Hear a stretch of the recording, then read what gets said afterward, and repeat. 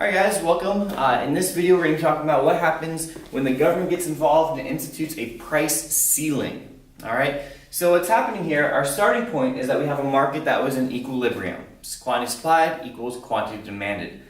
The government comes along and they set a maximum price that is allowed to be charged for a certain good. So usually when the government tries to do something like this, they're doing it because they want to make life better for consumers. They feel like we're going to protect them. We're not going to let some evil corporation charge them too much money. The classic example of a price ceiling is rent control.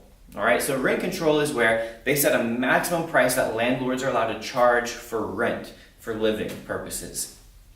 So they say, alright, so the equilibrium price is up here.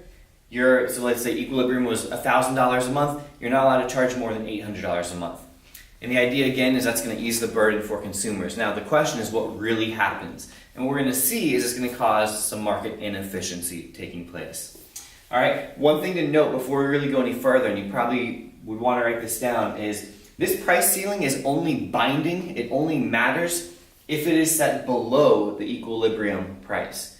If we were to set a maximum, so remember it's a ceiling, so it's a maximum price. If we were to set a maximum price above equilibrium, it wouldn't matter at all. Because what difference would it make? So if the equilibrium was 1,000 and they say you're not allowed to charge more than 1,400, well, nothing changes, so it would have zero effect. So the word is binding. So for a price ceiling to be binding, it must be set below the equilibrium price.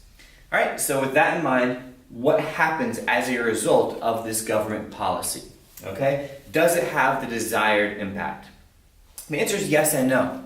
Because legally, a landlord is not allowed to charge more than the price ceiling, so it does stop that. It does make rent cheaper for people who keep their apartment. The thing is, what's going to happen to quantity supplied and quantity demanded? Well, this is where our law of supply, our law of demand come into place. When the price decreases, so by government mandate, the price is now at PC, price or the ceiling, quantity demanded is going to increase. We have a downward movement along our demand curve. So we have QD, quantity demanded, with the ceiling, C. Okay, that's what those things denote there. And so we do have an increase in the demand, the quantity demanded of housing in this case. But what happens to the quantity supplied? Well, we know producers don't like a lower price, so there's a downward movement along the supply curve, causing a decrease in the quantity supplied. And so what we have here is a situation where quantity demanded is greater than quantity supplied. And if you've watched previous videos, hopefully you already know what this situation is called when quantity demanded is greater than quantity supplied. This is going to create a shortage. And so we have a greater quantity demanded than quantity supplied, so we have a shortage now. There are more people who want housing at this price of the price ceiling than there is housing available. And notice also, it's not just that it creates a shortage, but what happens to the actual amount of housing, the quantity of housing available in the first place?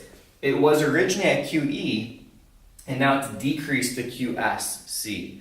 And so there's actually are fewer houses available now for rent than there were previously.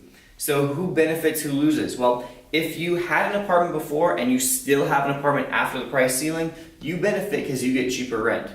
However, some of the people who had housing before, they will lose that housing, or others will be unable to find housing because of this shortage that is now taking place and because of this decrease from QE to QS in housing that's available.